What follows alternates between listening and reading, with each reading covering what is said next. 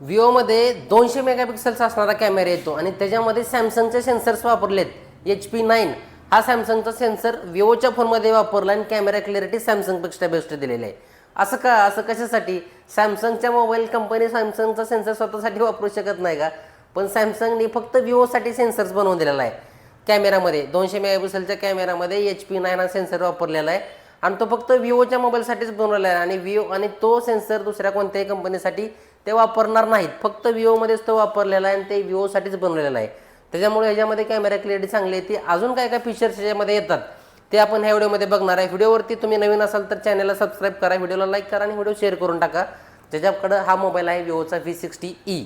Main camera 200 मेगापिक्सलचा येतो, secondary camera आहे तो 8 मेगापिक्सलचा येतो आणि फ्रंट कॅमेरा आहे तो 50 मेगापिक्सलचा येतो. तर डिस्प्ले क्वालिटी सुद्धा ह्या फोनमध्ये चांगली दिलेली आहे. क्वाड कर्वची स्क्रीन येते, चारही बाजू नॉर्मल कर्व येतात जे की V60 मध्ये येतं. X200 मध्ये येत होता. X200 Pro मध्ये सुद्धा जी स्क्रीन येते ती स्क्रीन याच्यामध्ये दिलेली आहे क्वाड कर्वसवाली.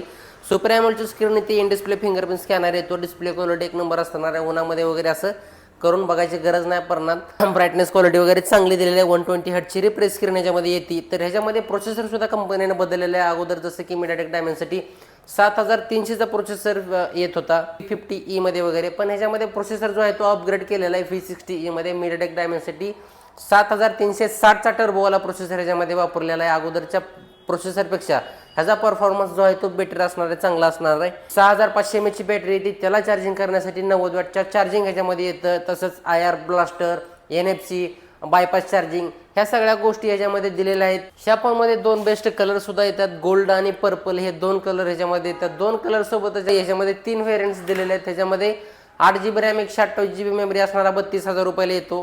8GB रॅम आणि 256GB मेमरी असणारा 34,000 रुपयाला येतो.